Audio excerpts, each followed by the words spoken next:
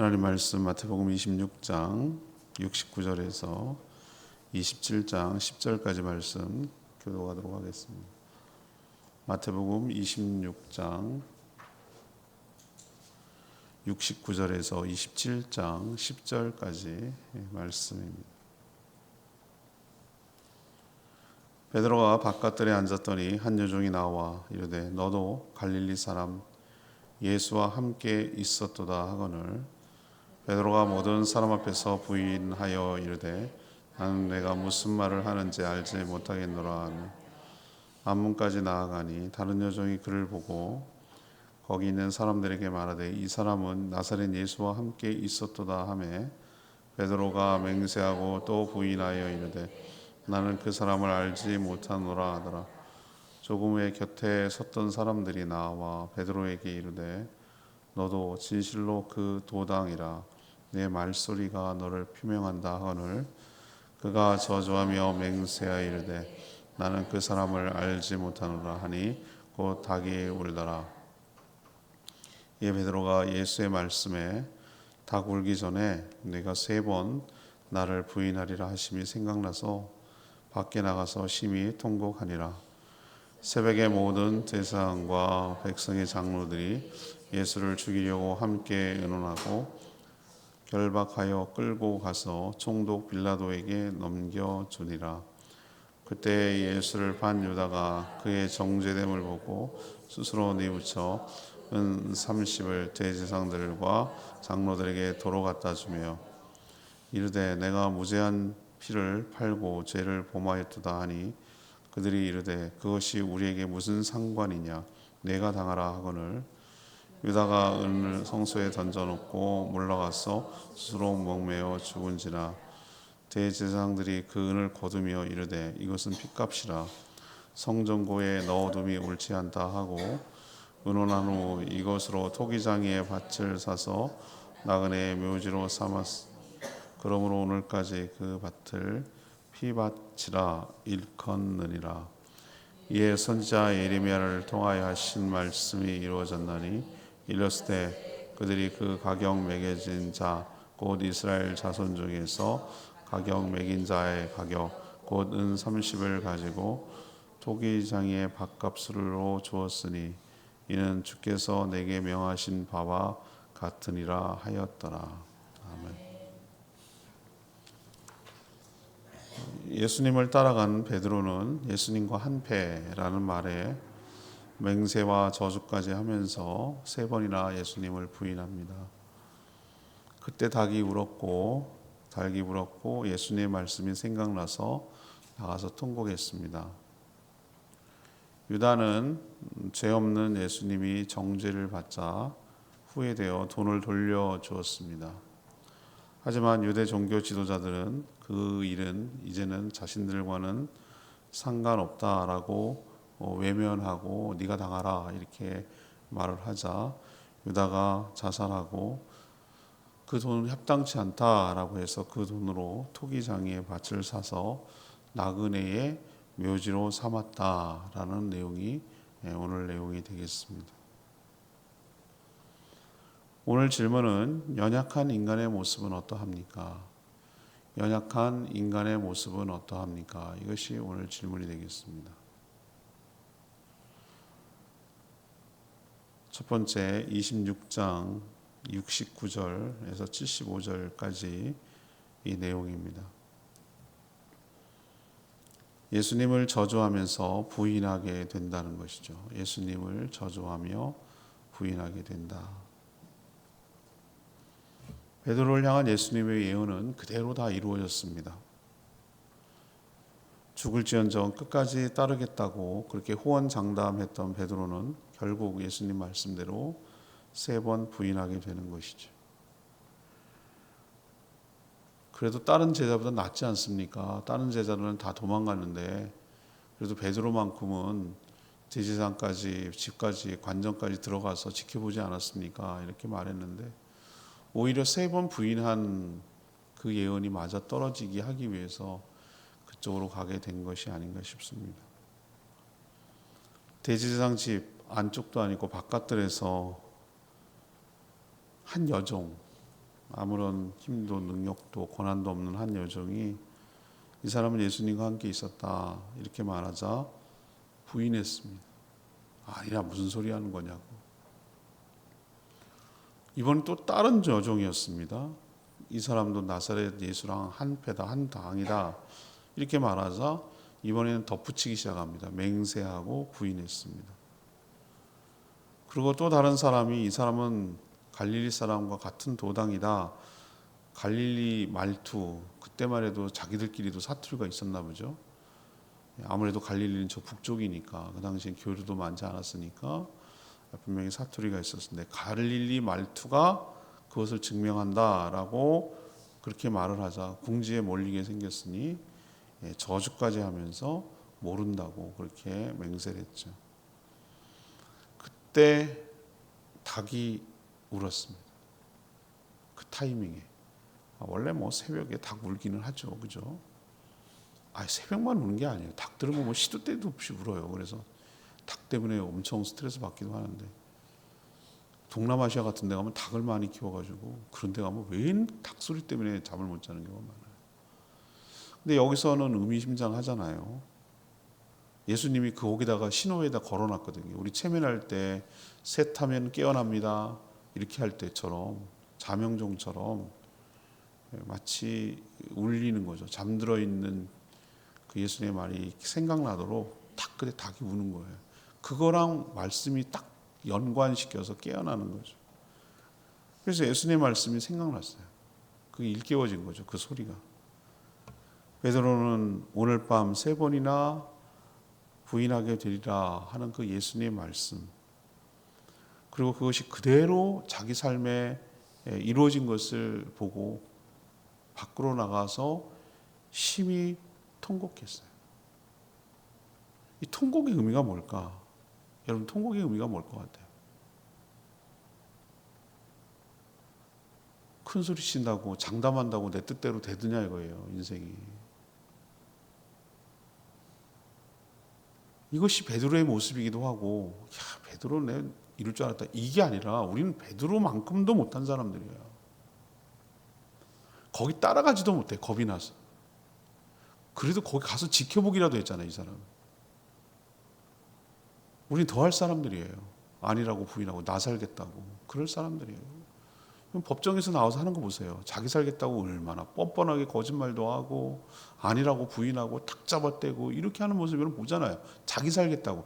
한편으로 인간적으로 측은해요. 여러분 보시기 그렇게 느껴지지 않습니까? 전 그렇게 느껴지던데요.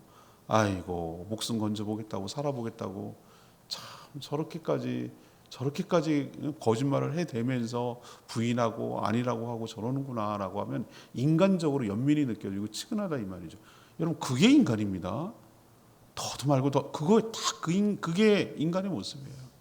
사람이 위기가 닥치고 목숨이 위태롭고 자기가 불리해지고 죽을 것 같으면 무언 말인들 못하겠어요. 인생이 큰 소리 친다고 됩니까? 장담한다고 되든가요? 결심하고 각오한다고 되든가요? 여러분 그렇게 했으면 나는 이렇게 살지 않았어요. 여러분도 이렇게 살지 않았고. 우리가 그것을 깨달아야 되는 거예요. 내 마음대로 안 되는구나. 내 뜻대로 안 되는구나. 인생은 내가 주인이 아니구나. 베드로 보면서 깨닫잖아요. 그럼 어떻게 하라고요? 어떻게 살라고요? 우리는 주의 은혜로 살아가는 존재예요. 내 안에 계신 성령께서 우리가 예수 믿는 것이 왜 좋은가, 왜 그게 은혜고 왜 축복인가라는 것을 여러분이 아셔야 되는데, 하나님은 우리가 얼마나 의지가 박약이고 연약하고 부족한 자인지를 너무 잘 아셔서 우리 안에 성령을 자신을 내어주셨어요. 우리가 살 수가 없으니까. 우리가 부목이라고 아시죠? 우리가 못 걸으니까 목발을 주시듯이, 우리가 못 걸어 다니니까 휠체어를 태워주시듯이 우리 스스로 혼자 살아갈 수 없는 걸 너무 연약한 자를 아시고 우리에게 성령을 선물로 주신 줄로 믿습니다. 성령을 우리에게 선물로 주셔서 두 가지 일을 하게 하시는 거예요. 하나는 우리의 마음에 거룩한 삶을 살아갈 수 있는 소원을 일으켜 주시고, 소원만 일으키는 것이 아니라 그렇게 살 수 있는 능력도 함께 주시는 줄로 믿습니다. 우리 안에 이렇게 거룩한 욕망, 거룩한 비전, 거룩한 부담감, 그렇게 하고 싶어하는 내 안에 계신 선한 마음이 일어나는 것이 내가 아니라 하나님이, 성령 하나님이 주시는 은혜인 줄로 믿습니다. 우리는 어디까지만 살면 되냐면 내 안에 주시는 성령의 소원만큼만 살아가면 되는 것이에요. 그까지예요. 우리를 너무 잘 아시는 주님께서 막 천걸음 뛰라고 하지 않았어요. 애기한테 그렇게 뛰라고 하지 않으세요. 우리를 나보다 더 잘 아시는 주님께서 요까지 한 걸음 한 걸음 우리의 발걸음을 인도하신단 말이에요. 그러니까 큰 소리 치지 말라고, 장담하지 말라고, 주의 은혜로 사는 거 잊어버리지 말라고, 내 마음에 일으켜 주시는 소원만큼만 오늘 순간순간 순종하면서 살아가다 보면 그게 한 걸음 한 걸음 주님 손 붙들고 살아가는 거거든요. 그렇게 할 때 우리가 살아갈 수 있는 것이지, 큰 소리 치고 막 허풍 떨고 허세 떨고 그 절대 그렇게 살 수 없어요. 베드로 보면 딱 알겠어요. 이게 연약한 인간의 모습을 잘 드러내 주잖아요. 우리도 내 안에 계신 성령의 인도함을 받고 늘 겸손하게 내 실체가 이거구나 라고 생각을 하시고 겸손하게 주님과 동행하며 살아가는 복된 인생 되기를 축복합니다. 두 번째, 연약한 인간의 모습은 어떻게 나타나는가? 27장 1절에서 5절 말씀이에요. 자신의 행동을 후회하면서 자살로 끝나요. 예수님을 은30에 팔아넘긴 유다는 이런 식으로 상황이 전개될 줄 자기도 몰랐을 거예요. 그냥 돈은 돈이고 예수님은 자기 방법대로 살아날 줄 알고 풀려날 줄 알았죠. 근데 이 사람은 도둑이라, 주님의 재정을 담당했기 때문에 그냥 이거는 이것대로 챙기고 예수님이 저렇게 무기력하게 잡힐 분이 아니라는 걸 알았기 때문에 자기 욕심 챙기려고 그냥 팔아넘긴 거거든요. 근데 저렇게 어이없이 예수님이 사형으로 정죄를 받고 사형으로 언도되고 자기가 원하는 그림으로 안 돌아간단 말이에요. 그러니까 당황하기도 하고 후회도 되고 이게 뭐지? 왜 이렇게 됐지? 이게 내가 원하는 건 아니었는데, 아니 계속해서 예수님 있어야 내가 계속 이렇게 몰래 훔쳐가고 그러는데, 이런 생각을 하니까 당황하고 이거 내가 정말 큰 실수를 했구나 이런 생각이 되는 것이죠. 비록 은30을 받고 팔아넘겼지만 자기가 지금까지 경험한 예수님은 이런 정도의 상황이라면 얼마든지 나올 것으로 예상하고 돈은 돈대로 챙기고 이런 구상이었어요. 그런데 자기가 지금 너무 감당이 안 될 짓을, 되돌이킬 수 없는 짓을 했다는 것을 알고 뉘우치기 시작했어요. 그래서 가서 돈을 가지고 가서 우리 물려주세요 이렇게 말하는 거 있잖아요. 무르다는 거 아시죠? 우리나라 말에 물려주세요. 다시 원상태로 해주세요. 취소할게요. 이렇게 했어요. 하지만 그것마저도 거절당했어요. 그 돈을 성전 헌금함에다가 던져놓고 결국은 자살로 끝나고 말았어요. 마태복음엔 그렇게 기록이 안 되는데 몸에다가, 그것도 몸에서 예쁘게 죽는 것도 아니고 몸에다가 또 떨어져가지고 창자가 터져 죽었다고 그랬어요. 그래서 그 토기장이가 뭡니까? 흙을 하기 위해서, 흙을 뭔 용도인지 모르겠지만 하여튼 토기를 만들기 위해서 흙을 공급하든지 거기가 토기를 만드는 데인지는 모르겠지만 그 밭을 샀는데 왜 지금까지도 피밭이라고 그러는지 아시겠죠? 거기서 피를 흘렸기 때문에.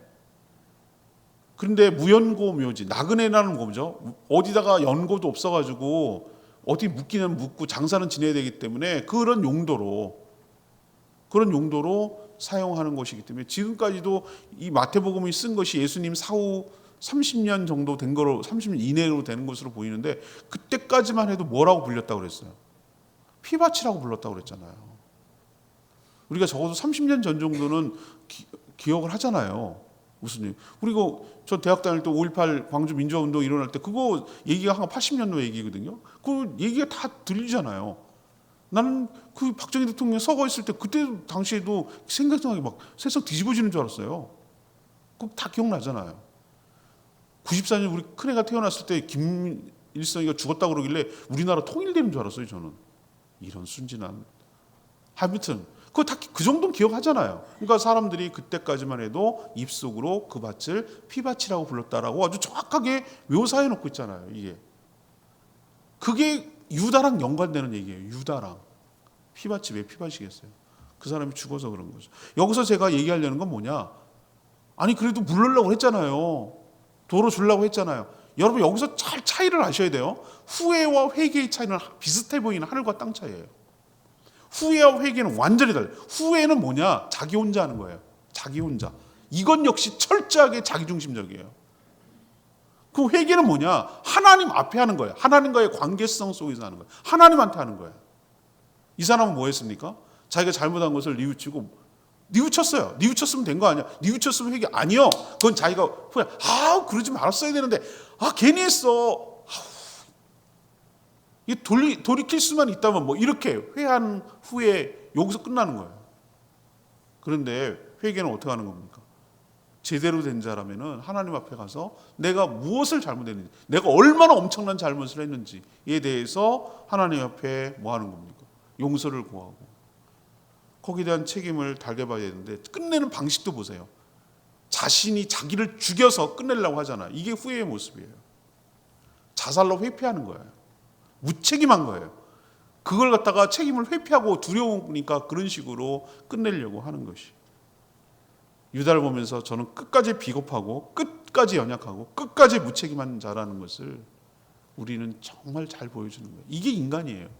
하나씩 지금 들춰내고 있잖아요.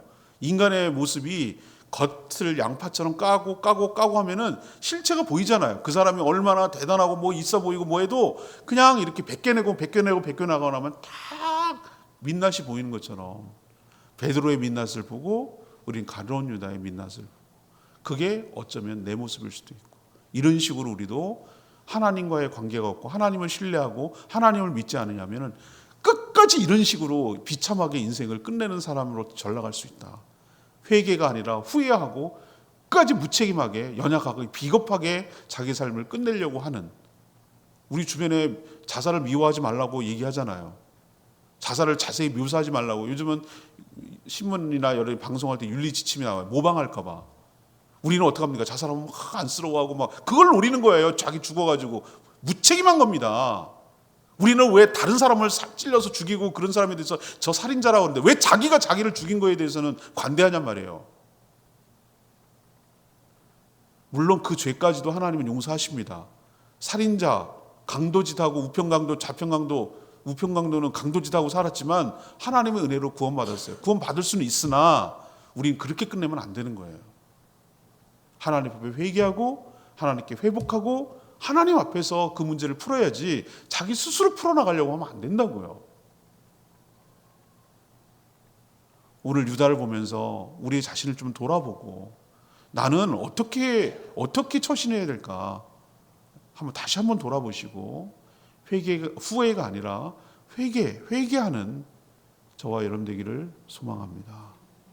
세 번째는 뭐예요? 27장 6에서 10절 모습. 책임을 회피하며 위선적인 모습을 보인 거예요. 여기서 인간 군상들이 다 나와요. 유다가 예수님을 판값 은 30을 도로 갖다 주자 이 대제사장들 장로들 하는 거 보세요. 책임을 회피하고 그 책임은 왜 우리가 가져야 되는데 오롯이 네가 책임져. 네 책임이잖아. 사실은 이거는 합작이죠. 어떻게 보면 그죠? 제안을 하고 서로 받아들이고 서로 입장이 맞으니까 딜한 거 아니겠어요? 주기로 하고 받기로 하고 팔아넘기고 유다가 결정적인 정보를 제공하고 예수님 체포하는데 기여했잖아요. 또 거기서 돈을 줬고 그 돈이 어디서 났겠어? 자기네들이 준 돈이잖아요. 그런데 일이 딱 끝나고 예수님이 저렇게 되자 어떡합니까? 싹 발 빼는 거 보세요. 이게 악마들의 모습이에요. 악한 자들의 모습이 이거라고. 거기 이용당한 유다만 바보고 순진한 거지. 악한 자들의 실체가 이런 거라고요. 여러분들 여기 얼마나 많이 무섭습니다. 여러분 처음에 시작할 때는 싹 잘해줄 거 그러다가 딱 잡히면은 그때부터는 입장 확 달라지는 거예요. 사채 조폭들 보세요. 딱 돌변하잖아요.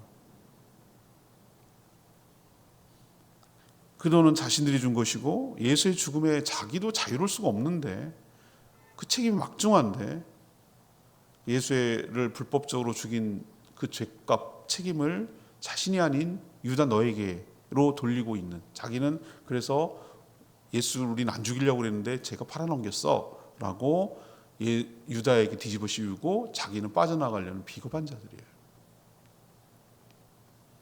그러면서 유다가 성전에 던져주고 간 그 은 30, 그건 핏값이라고, 더러운 돈이라고 지네가 줘놓고서 성전 창고에 둘 수 없다는 이유로 토기장이의 밭을 사서 나그네 묘지로 사용할 정도로 은폐하고 회피하고 전가시키는 데 능한 자들이에요. 더러운 돈이니까 거룩한 일에 사용할 수 없다는 논리지만 그 돈이 어디서 났냐고요? 자기들 스스로가 은 30을 줘서 예수님을 체포하려고 준 돈 아니겠어요? 그러면 그 얘기는 뭐예요? 자기 입으로 얘기하는 거죠. 그가 자기네들이 준 돈이 더러운 돈이었다라는 것을 자기 스스로 인정하는 거 아니에요. 예수님을 팔아넘기는데 자기가 돈을 줘서 했다는 얘기가 자기가 더러운 짓을 했다는 걸 스스로 증명하는 거 아니겠어요?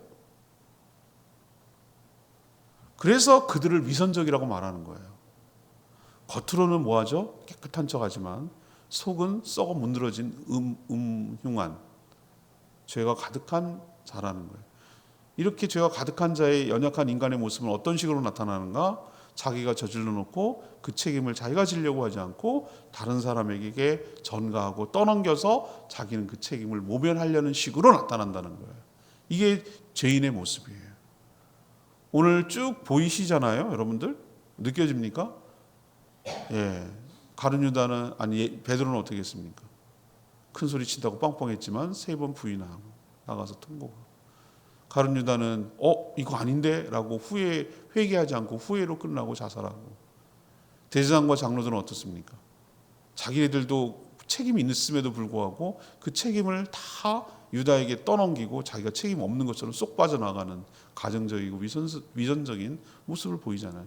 이게 인간이에요. 예수님이 이런 인간들 때문에 예수님이 십자가에 죽으시고 이게 죄인이라는 것을 우리에게 똑똑하게 드러내고 보여주고 있는 줄로 압니다.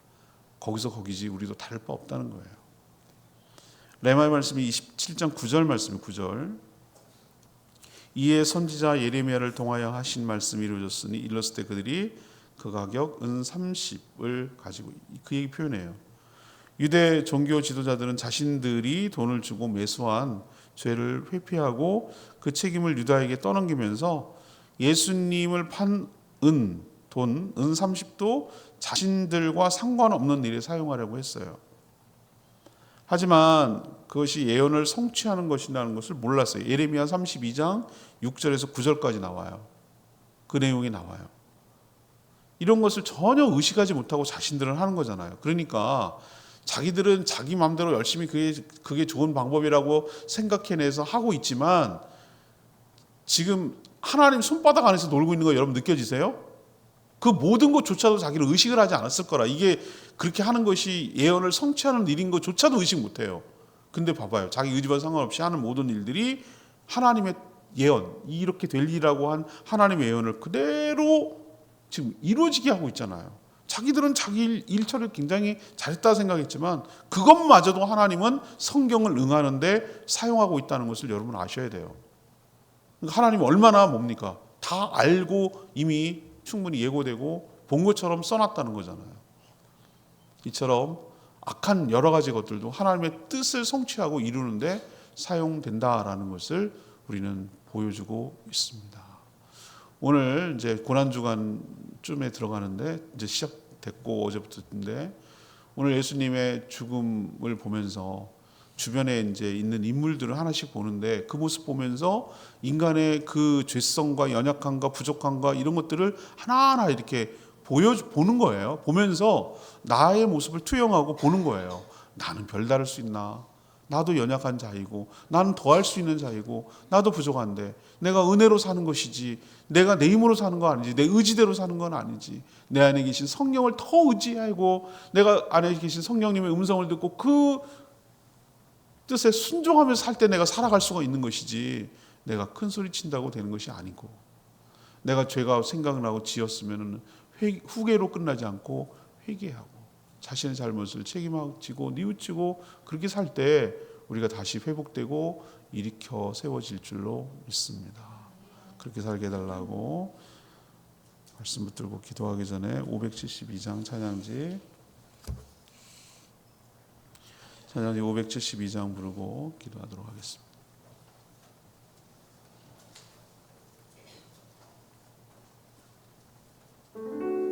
그 사랑 얼마나 572장입니다.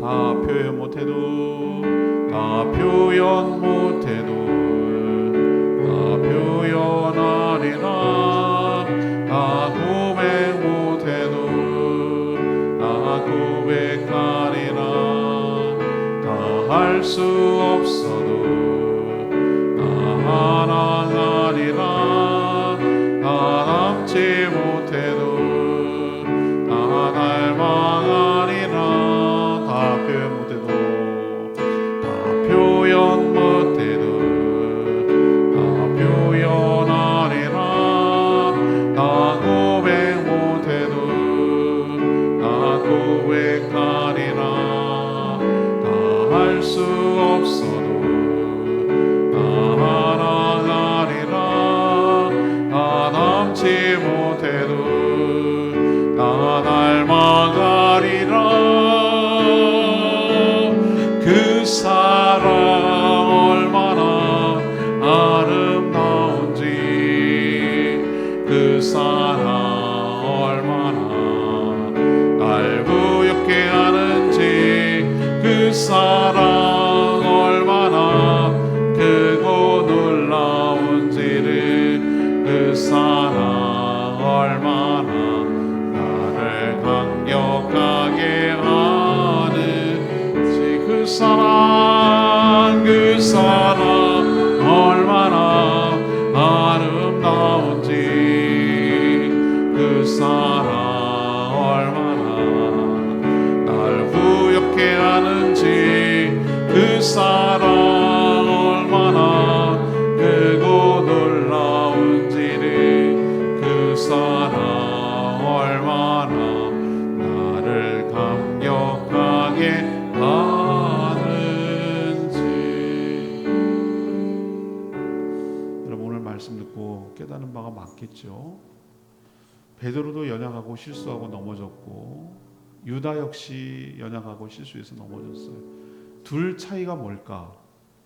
베드로는 나가서 통곡했는데 죽지는 않았어요.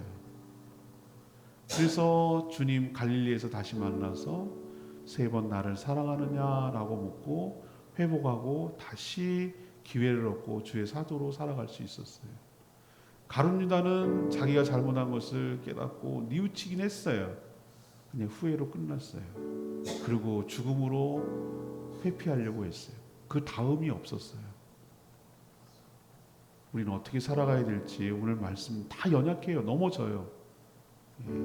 다시 한번 기회를 얻을 수 있도록 하나님 앞에서 후회하는 것이 아니라 하나님 앞에서 회개함으로 회복하는 역사가 있게 되기를 원합니다.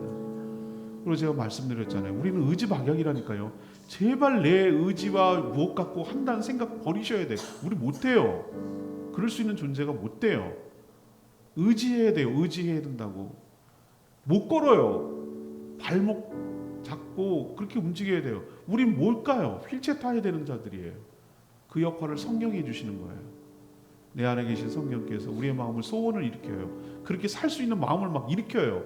거룩한 소원을 일으켜요. 그런 욕망이 아니고 거룩한 그런 부담감을 주고 해요. 그러면 외면하지 말고 회피하지 말고 복음만큼만 순종하면 돼요. 그날 하라고 하는 거. 매 순간마다 어떻게 하라는 것만 순종하다 보면 그게 누적되고 따라가다 보면 내가 주님의 인도를 받고 내 뜻 버리고 내 의지 버리고 내 고집 버리고 주의 뜻대로 살아갈 수 있게 될 줄로 믿습니다. 그렇게 살게 해달라고 주여 외치며 기도합니다. 주여 하나님 다 표현 못해도 다 표현하리라 다 고백 못해도 다 고백하리라 다 할 수 없어도 사랑하리라 다 남지 못해도 나 닮아가리라 그 사랑 얼마나 아름다운지 그 사랑 얼마나 날 부엽게 하는지 그 사랑 얼마나 크고 놀라운지를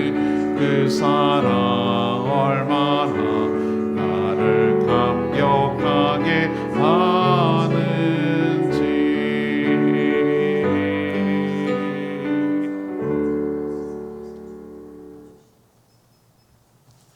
기도합니다.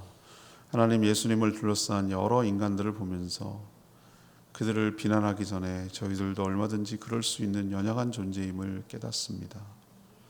살아가는 것이 큰 소리 친다고 되는 것이 아님을 베드로를 통해서 봅니다.